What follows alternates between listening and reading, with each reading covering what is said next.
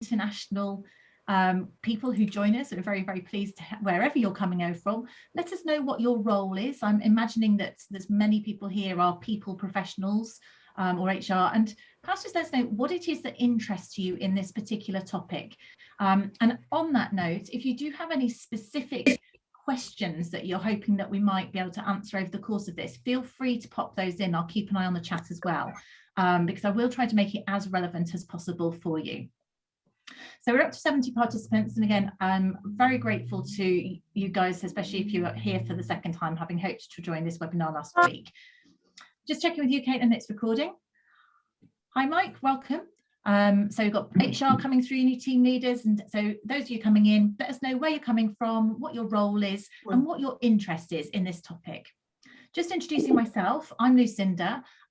If you've come across one of these webinars before, then you'll know this slide, so you perhaps already know me, but do feel free to link in with me on social media if there's something that you'd like to ask further in terms of that, and all my links are there, and we will send you these slides when we go through. Right, so people looking to revamp, reworking, lots having to change. Interested, guys, where you're looking to rework and revamp, is it related to COVID or new working practices, or is it just something that it's time for you to do? That will be the interesting question. Just while we allow the last people coming in here, just positioning this, one of the slides here, before I've had some questions about what we do at Actus. So we've put this slide in just to share with you what we do. So Actus, we are actually a provider of performance learning and talent management software, hence we are familiar with working with lots of people about performance management, and we know loads of different topics about this, but we also provide training as well. So we've got a virtual management training program and a change superhero program happening after Easter. So if you want to know any more about any of those things, do take a look at the links and we'll send information out on those. Great, the chat's coming through loud and clear. I'm having a good look at this. I'll have to keep a good track of this, and I'll come back and check so as to what you're saying. So it's good to know what you're looking at, and I'll just come back and look a little bit more slower time in a moment. So you've got people, so far I'm seeing that people are looking for new ideas, people have got ad hoc things happening at the moment, or perhaps you've got something the opposite of ad hoc is over-engineered. So one of these really painful ones, I think the worst one I ever came across was actually 10 pages. And I think that was fairly painful for people. So we'll keep an eye there. And I can see actually to a certain extent, you're already telling me some of the issues that you found with appraisals already. And if you've got additional issues, then let us know. So maybe you haven't got anything at all. You're a new business or something where you want to make it more relevant. Ruth says you need it to be more relevant and simpler. Sometimes it might be about actually just getting to know more about appraisals. Mark saying you want to change the process around conversations to make it more conversation based, potentially. Eleanor's saying looking at quarterly appraisals. Well, this would be quite relevant for you because I've got a model that fits with quarterly that we'll look at the end. And just looking generally, see if there's any other themes here. Just want to review, go on top of things. You want to improve uptake, is Glenn. So actually perhaps you've got something where people aren't doing it or they're going through the motions. You want to change the timing of the cycle, Katerina. Is there a reason for changing the timing of the cycle? That'd be interesting. Is there something to do differently? And you're looking at Ellen to review it with remote working in mind. We're working with a few people who are doing that because it's maybe a different style that we need to look at. And certainly one of the most common things we've found is that whole annual only approach is really just a bit too old fashioned for us if we're working in a remote environment. Georgia from Seaford, that's a nice place down in the south coast. You're looking to have something that fits different themes, absolutely, different needs and different appraisal norms. So maybe you need different templates. Question is, do you have a different time frame? Right, we will be muting everybody. Caitlin, you're on that. Sorry if you're getting the background noise there. Everyone should be muted as they come in. I can see a few haven't been, Caitlin. I think you've just got to grab them separately. Okay, so there's lots of issues that we might find in terms of this. And the sort of themes of issues that we tend to find that come through. These are the four main themes that I have come across when I've heard from people. One of them is that whole term, even talking about a performance review, is just too backward looking. It's something that people find that it's not looking forwards in terms of helping us look into the future. It's something that's it's going beyond what we can do to improve ourselves, which isn't really focusing on future performance, and it makes it feel irrelevant to lots of people, or perhaps they can't even remember what's there. So that's a common complaint. The other issue you can have in certain sectors is they're having to go through the motions there. So and it's a tricky one, isn't it? So yeah, Lisa's saying you've removed the link to pay. I really think the jury's out. It really depends on the culture of organisation that you're in. So we have clients who are moving and putting a link to pay in, and there is an argument for that to do with trying to drive a high performance culture, how to link it together. And then there are others who have found that by linking it to pay, it makes it more transactional, and potentially the risk is that people are not having quality conversations. I would suggest that somewhere in between the two is useful. Of course, in some organisations, let's say the NHS or some public sector, you can't link to pay meaningfully. So therefore, it's perhaps thinking about, is there a purpose to it? One of the things that we work with certain clients on is maybe making a link to talent management or development. So there does seem to be some sort of conclusion or purpose to that potentially, and that's what Colin's saying, like an effective platform that feeds into career development. And when we look at what motivates people and engages people, that is one of the things that actually people are more motivated by opportunities to develop and learn than they are necessarily about links to pay. Issues, again, if it's badly managed, this is all down to how the line managers, whether they go through the motions or it feels like a tick box exercise. Or the other aspect is that it doesn't seem to be relevant to day to day. And I think that's particularly the case in this new way of working, because you can find that, I say, over the last 12 months, wow, if we think of what has changed over our last 12 months, then if we'd have had a set of objectives that we'd agreed last March with people, the likelihood of those being relevant for the last 12 months, which is very many of us, certainly I remember having annual objectives that went in a drawer. They need to be more current, whether it's about working remotely or otherwise, but we do need to have a link between our overall appraisal and our day-to-day. So it's making it join together. Now, as I go through this, I've been looking at certain aspects of evidence here. One thing that is really, really clear is that a bad appraisal, this was something which some research done by the King's Fund, a bad appraisal was actually worse than no appraisal when it came down to employee engagement. And one of the reasons for us completing appraisal would potentially be to motivate people to perform, to make people feel valued, to make people, to retain people. So they actually showed that if you better off, and this was actually in public sector, this study, that people who had a poor appraisal, and by poor, it meant it was badly structured. So it didn't have a good structure, and it was something that potentially people felt that they were going through the motions, was actually quite damaging of people, and you'd be better off doing nothing at all, which is quite shocking. Now, saying that doesn't mean we should do nothing at all, because the reality is that the real issue is less about the process and more about the way in which that process is delivered. So those of you guys who are saying that you'd really like to get something in place, whether you're putting something in for the starting, from the start, or you want to get people to engage with it, is definitely about getting something which feels more meaningful to people, and make sure that you engage and you get the buy-in to why you're doing it. That's the key. So making sure that people do feel that it is something that's meaningful and worth doing. So before I go on to understanding the culture of whether regular check-ins is the right answer, I thought I'd put a couple of poll questions up to compare some polls that we've done before on this topic. So I'm just going to launch the polling here. So there's 2 questions up for you, hopefully you can see. So what's your current approach? Because I can see you telling me in the chat, but I've got about 100 people on here at the moment, so I'm probably just skimming in and out of it, so I can't read all of them out, but this will give us an idea of what the general sort of, I guess, our overall approaches are currently. So the top one is, what's your current approach to appraisal? So gone, is it once a year or twice a year only, check-ins? And if you've said nothing, I know a few of you have, we didn't put that option, perhaps put something else. So yeah, you haven't really got anything in place, choose the something else option, because a few of you have got that. And then really what your challenge is with appraisals. I could have written better polling questions, having got your feedback in the piece here. So I'll let you keep going. There we're up to 62 out of 91. I say what's quite interesting is, again, how many people, we often do think is regular check-ins the answer, and we'll look at whether that is in fact the answer. Certainly is, the moving to regular check-ins, there's been a bit of a buzz about that for quite a number of years. I mean, I think for years people have been saying, I think it's about 2012 when Deloitte apparently moved to ditch the appraisal and performance-based pay. When you scrape beneath the surface, a lot of that noise isn't actually 100% true. So many organizations have a level of appraisal of some description. In fact, some have put them back in, where having said that they were all dead.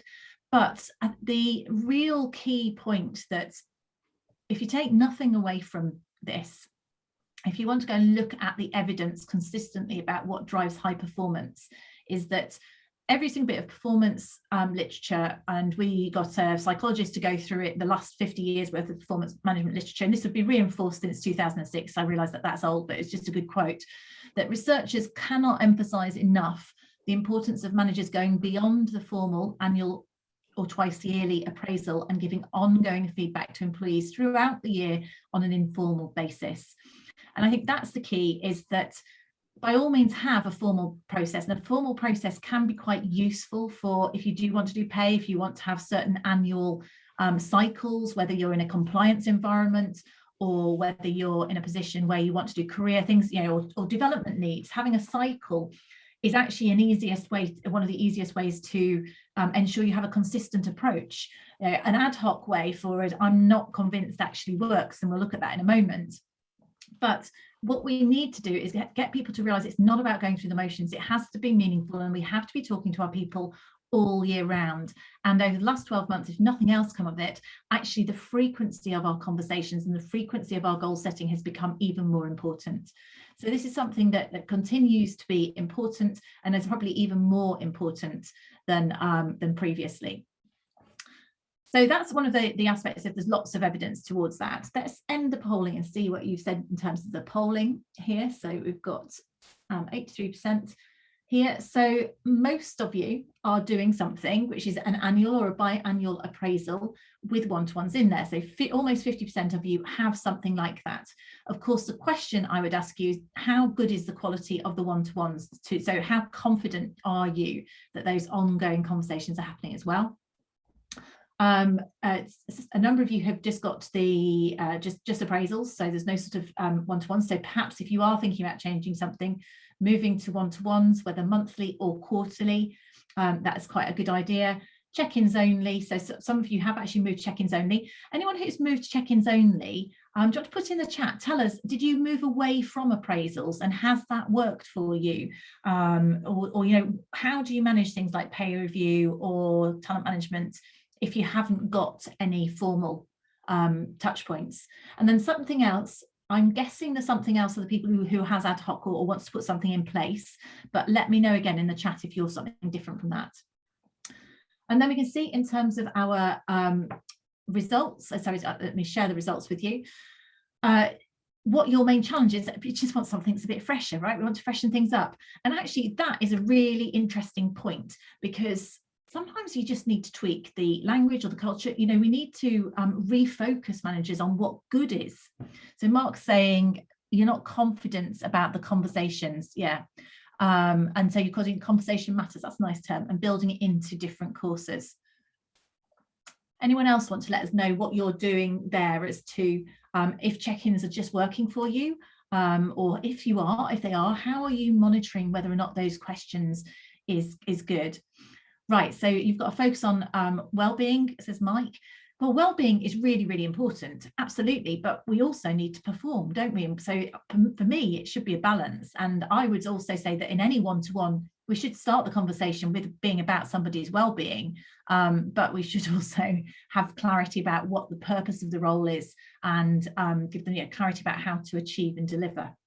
And again, this often does happen, doesn't it? We find ourselves getting a little bit, we go in cycles maybe from one thing or another, and it's just about making sure that we take a step back and think, what does my organization need now? Almost what culturally you're trying to achieve.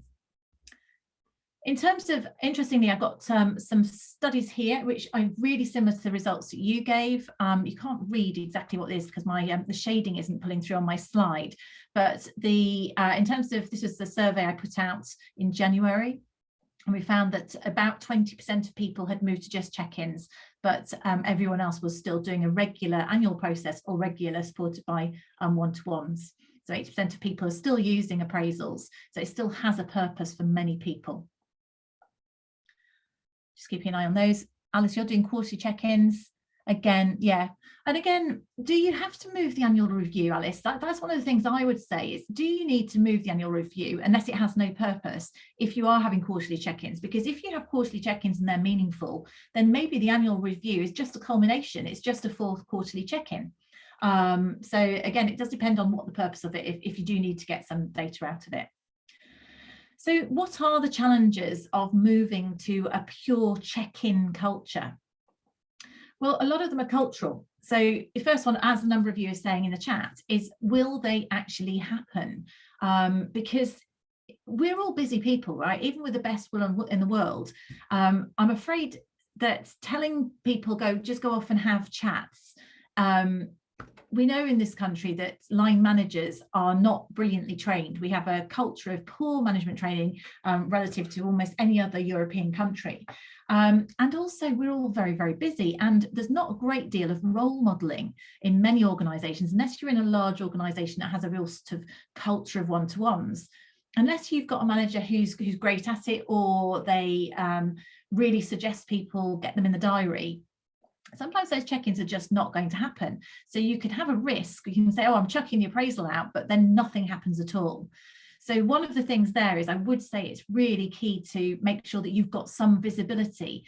And again, it does depend. If you have technology, it's much easier to have that visibility. So you can go in as an HR administrator, as some of you will be, and you can actually see whether or not meetings are happening, whether they're being documented. And of course, to a certain extent, you can even look at the quality of the interactions, so you can see whether people are going through the motions. I certainly have experienced when I was in-house going into appraisals and seeing that people were just gaming it. They put full stops in there or writing nothing in there. So that could be the case with an appraisal or a one-to-one, that sometimes the quality of the conversations is just not there. So our challenges are they actually happening if you're trying to achieve that culture change? And if they are, what's the quality of those interactions? The other main point, which maybe fits with your point, Mike, is the absence of goal setting. Remember what we said, the most important thing you can do in terms of performance, and actually to a certain extent well-being as well, it's not unrelated, because people want to feel that they are performing. Most people want to feel that they know what's expected of them. That's one of the top questions on an engagement survey. So I know what's expected of me. Well, if I haven't got clear goals, how am I supposed to know that I'm performing? In an environment where lots of people are concerned about their job security, then we need to make sure that they've got goals so that they can demonstrate that they're performing. So it's not just about well-being. So actually part of my well-being might be feeling securely that I am achieving and I know what's expected there. So that can be an issue in terms of we're not very good at setting and agreeing goals, and actually check-ins really should be ongoing rolling goals and feedback, and that would be a good way of doing it. They can also then become really tactical and lack strategic alignment if you have no formal process. So usually with that SMART objectives, you are taking a step back and thinking, right, where's the organisation trying to go overall? And that does at least connect, let's say if you've got a balanced scorecard, or it connects with where you're trying to get to. The problem with just check-ins, particularly if they're driven by the line manager and not by the employee, or actually I think you could be both elements, they become a check-in, a tactical checklist. So it's more of a have you done, have you done, have you done, as opposed to something which is, are you aligned with where we're trying to go as an organisation? Are we supporting you with your career aspirations? Unless we find a way of prescribing a sort of, and I am saying prescribing, but I think I am on that line of things in my opinion, having spent 20 plus years in organisational development and learning and development, is just leaving things vague will mean nothing happens. So it's about educating people, but also setting some clear expectations about what the frequency is. And that might be prescribing a template of what a good check-in looks like, which might be just a simplified version of an appraisal, but a shortened version of it. We're going to emphasize that it should be quality conversations, but just leaving it completely open means everyone interprets it differently. And I think you then have a risk of inconsistent management practice or lack of it, big gaps in it. And of course, if you are trying to administer a reward or talent process, how do you do it? Again, I don't know if anyone's actually come up with a solution for that yet, but how do you administer your reward or talent management processes in those situations? Because actually that is the beauty of having some sort of annual cycle. You can then look at talent management on that annual basis. Just reinforcing the evidence. So I talked about the starting point. Looking at other aspects of evidence, there's actually a really good CIPD report that those of you who are CIPD members, you can see the link at the bottom of this slide here. It's called What Works in Performance Management. It's called Could Do Better. It's quite a good line title. And that looked at more evidence. That was, I think, 2 years ago that it came out. I think it was 2018. So again, it found that the most important thing about driving performance is having clear objectives and regular feedback. And as I said earlier, I don't think that is completely separate from well-being. I think actually you can do both. The other thing which was quite interesting is if you were going to do ratings, they found that people rate differently based on the purpose of that rating. So if they thought they were giving you a performance rating which was going to impact on your career or on your pay, then they were more cautious about, or they were less honest, so about how they rated you, as in they would be more positive about things because they didn't want to say anything mean. Whereas if they were giving you, let's say, 360 feedback and it was about your development, then they were more honest. Now, of course, for many of us who have had an appraisal form, and I'm thinking of a 10-page one that I came across, that probably had conversations about both before. It did have performance and it had conversations about development in there. And in those circumstances, you can imagine there's almost a conflict in terms of the purpose of that meeting. I also think that therefore it becomes quite a long conversation. And if you're talking to somebody about their performance and it's not quite as good as you'd like it to be, it feels an incongruent conversation to then go on to what your development might be and what your needs are. So we actually do suggest a sort of an annual, I'm going to suggest a quarterly approach, but it could be 3 times a year. But my recommendation is that you split things out. So whether that means it's 3 or 4 check-ins a year, or whether that means it's appraisals and check-ins, but give a different focus to them, in my opinion, because that's going to give you probably better quality conversations, because it's less of a conflict of a conversation in that same meeting. And so we'll look at that in a moment. I've got a model that works for many people that we work with that might be of use.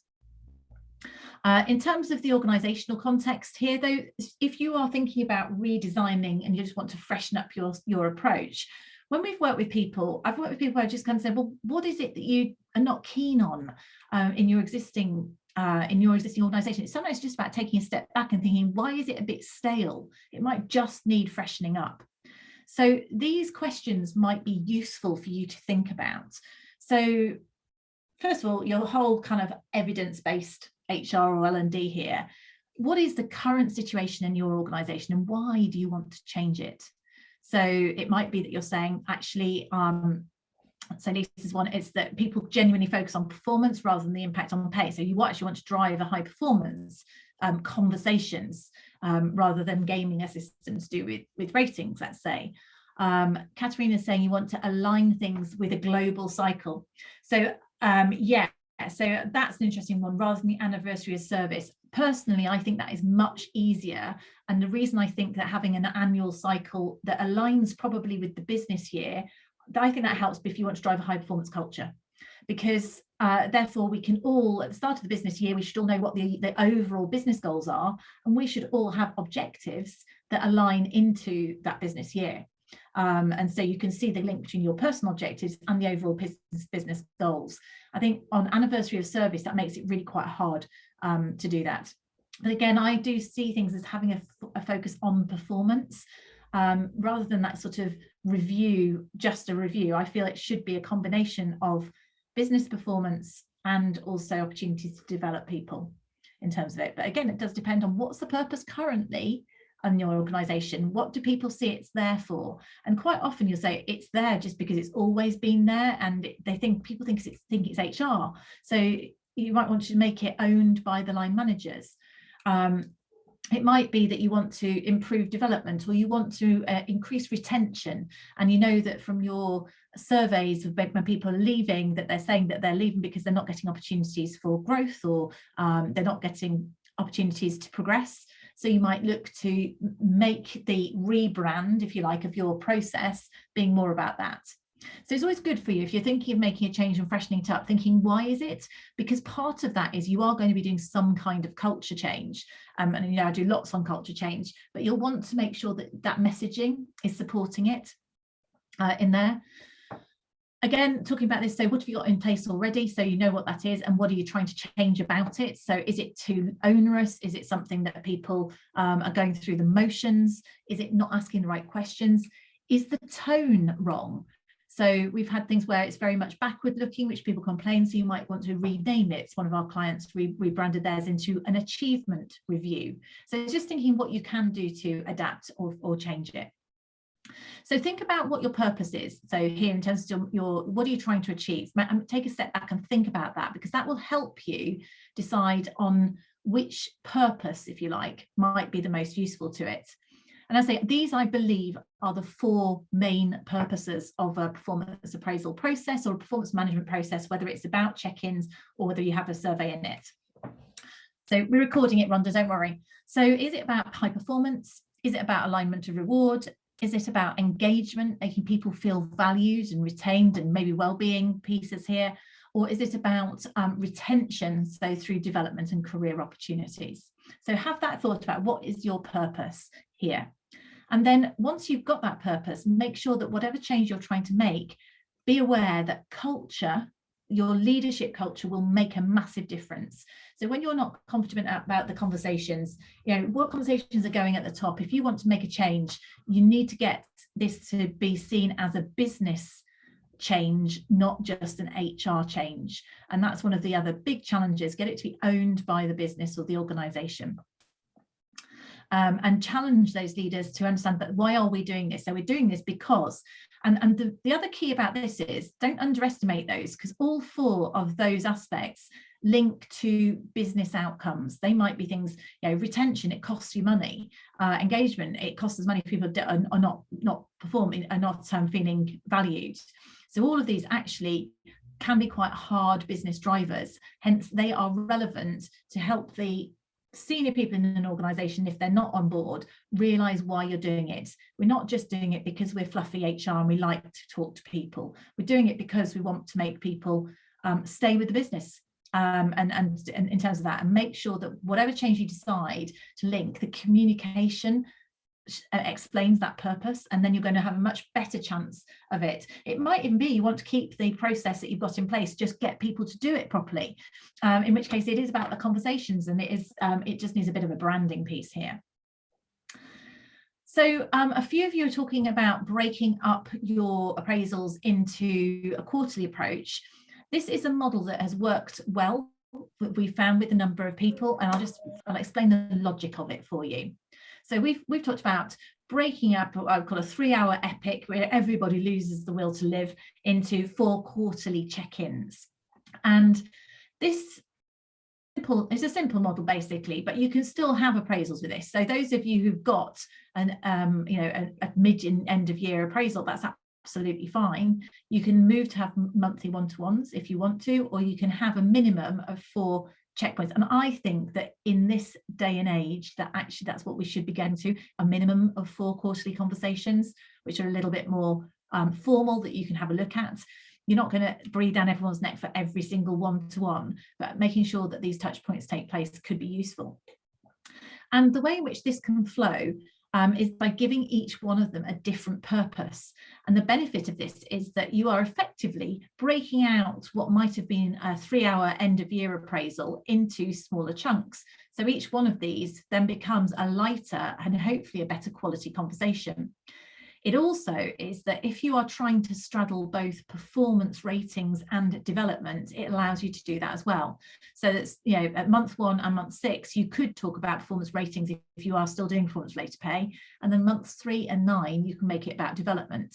So that issue about the conversations not fitting together can then be separated out. And each of those conversations has a different purpose. So obviously at the start of the year, you want to set objectives. So it's really important that people have clarity of objectives at the start of the year. And we all know lots about objective setting, I'm sure, but that is not to be underestimated. So we should be making sure that we know what good performance looks like as early as possible in the year as possible. But then when we get to the end of quarter 1, so month 3, wherever this is, and I'm talking about aligning this with your business year, my view is this is a really good opportunity to look at development. And the reason I think it really fits here is that all too often when you've just got an annual cycle, you get to the end of the year and we say, okay, did you have a good year or didn't you have a good year? And it's kind of, what training do you want?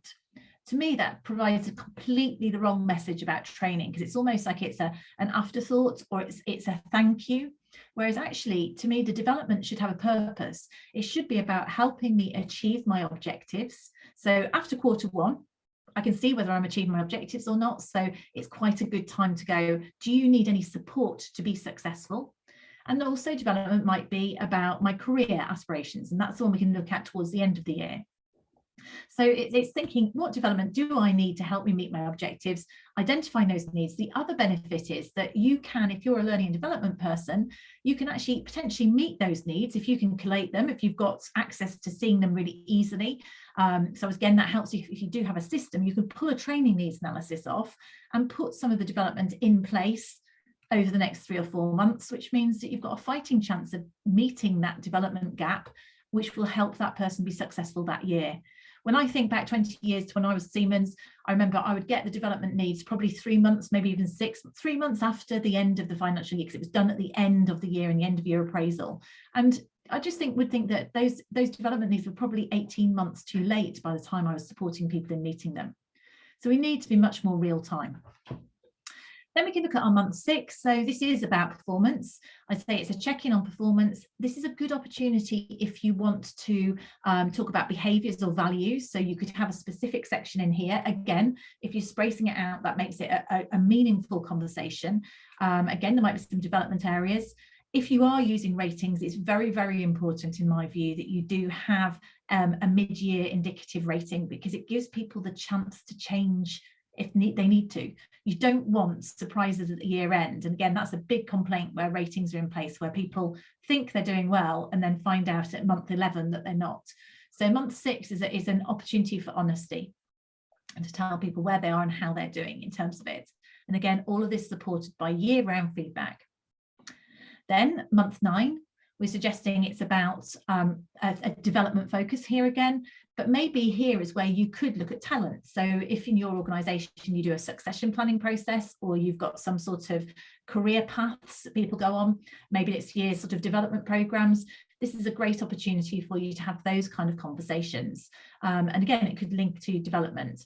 So what we're doing is we're separating out all of these things that might have all sat in this multi-page, really long appraisal, but we're splitting them out. And so you've got, I don't know, a series of half-hour, 40-minute meaningful quarterly conversations. And because they're meaningful and they've got a purpose, then you maybe are able to check the quality more so, because you'd expect there to be some outputs from it as well. So I am saying be a little bit prescriptive about the outputs, but not in a way of how you do it, but it's giving people a framework and a purpose for that conversation.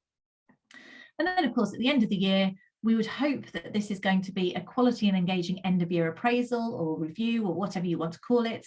Because people have been having conversations all through the year, it should be quality conversations. It should be less tick box, because you've covered a lot of the content, and it could be much more future focused.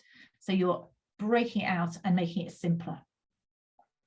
So just in conclusion, the key points really, we're saying it is about continuous performance management. Is thinking about the suggestions that I'm making are, as much as possible, try to link your development to the achievement of objective skills or competencies. So give it a purpose. We set our objectives, and then we're talking about development here. So it's about helping you to perform.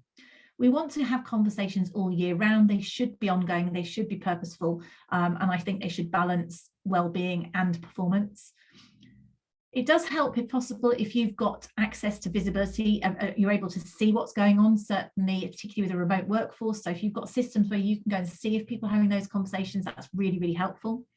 We want managers to make sure that they are also holding people accountable. Development ratings and performance ratings, if you are going to use both, separate them, because we know that people don't respond in the same way for both of them. If you are doing performance ratings, that's about calibration. I think fewer people are doing that. But this also gives you transparency, which this can all link into your overall business purpose. If you're trying to think, what are you here to achieve? Increased transparency around career opportunities and succession can make a big difference to people. So those are the takeaway points, guys. What questions do you have? If anyone's got any questions or comments on that, please do let me know. Pop those in the chat. I'll have a look and see if there's any other questions there. What do you think about that quarterly approach? Is anyone doing something like this already? What other challenges do you have that might be that you're trying to address here? And just while I'm waiting for any chats to come through, I'll just remind anyone, if you are interested in management training, we've got a special offer on only until Friday. So we've got management development programs happening. It's only £299 per person as discounts for multiple bookings, but you actually get free access to Actus Academy for people. If anyone's interested in finding out more about that, you'll get links which are sent out to you tomorrow. A little bit more about the future webinars. All of our future webinars are upcoming. So here's our training programs and our webinars. So in April, we're talking about talent management, succession planning, and empowering talent. Those are our topics. I think that's a typo. So that says the 25th. That should be the 25th of April. And again, you'll get these links which will come through when we'll send the slides out to you. So we'll send you a link to the slides and the recording. If there are people on here, this is a shameless plug. If you talk separately, happy to do, but if you'd like to know how Actus could help you put that framework in, then we are also on. Siobhan, are there separate metrics for measuring performance and potential? It depends on how you want to do it in an organisation, but yes, there are. I actually did a podcast on that, and we've got a succession planning white paper, Siobhan, on the website, which talks about how you can measure performance and potential. So some people put potential as, and it's an interesting one because it's a bit subjective, about how much someone is able to develop in their career with those. So there's more information on that on there. Let me just say, Kirsty's saying the formal months, you're formally recording conversation. Yeah, it depends, right? But so with our system, you can actually have a little template on there and you can gather specific info, which means you can put the development needs and you can pull that out really easily, and you've got career conversations. So you've got different templates those times. With the check-ins, I would be less formal. Depends on the organisation, because I mean, you can capture check-ins in the system as well. But from our point of view, that's one thing that we found works, is that quarterly approach. And also, if you're in an HR role, you don't want to be chasing people monthly. So it's getting that balance, isn't it, between policing people and giving people clarity about what's expected. Yeah, so Alice is saying, how do we link to pay review? Yeah, so yeah, okay. Should you share ratings? Personally, I think you should, but you have to move to that transparency piece. It sounds you've got this calibration, because again, Alice, we've got stuff on this which is performance related. How do you introduce performance related pay? But I think it all starts with really good objectives. Most of the organizations I find that don't have a good people don't like the pay review is because they think it's done in a darkened room, and they think it's a bit it's just not transparent enough. And one of the reasons for that is that we'll find one of the reasons for that is the fact that managers are not setting good objectives in the first place. The only way to have fair ratings and fair performance related pay is to start out with making sure that everyone has great objectives which are reviewed and kept relevant throughout the year. And unfortunately, it sounds really obvious, but it's really, really infrequent. Again, so we have got stuff on that. But again, Alice, if anyone wants to join, I will be doing some workshops. I do small forums if people want to talk about I usually have about 6 people on it, where if you talk about your specific situation, and we can talk, and you can always sort of share ideas and guidance on those. So we'll put a link in when we send this out to you. If anyone wants to have an individual conversation, or message me if you've just got a specific question that I haven't been able to answer here, do message me. Amy, quarterly ratings with each check-in depends on how rigorous you want to be. It depends on, yeah, it really does, because I think on the model, I'd probably say just have mid-year ratings, because you don't want to, the logic I'm saying is that at that quarter, the end of quarter one, it should be really, are you on track with your objectives or not? It's not about rating them, it's just, are you on track? Do you need help? And getting people to focus on their development. I think if you have quarterly ratings, you will get to the point where it feels a bit too engineered, and then people start to resist it. Or anyone got a chance to complete the feedback forms, a Google Doc just been dropped into the chat. So if you've got 2 minutes now just to complete that, because it also helps us if there's any other topics you'd like us to do in terms of the webinars. So please do, if you have a moment, to complete the feedback form. I'll stay on now for anyone who wants to stay and ask further questions personally to me. I'll remain here, but otherwise, obviously, thank you so much for joining, guys. It's been great to have you. Do check out our other webinars. It'd be great to have you on future webinars. Check out our website and our performance management, and do connect with me on social media.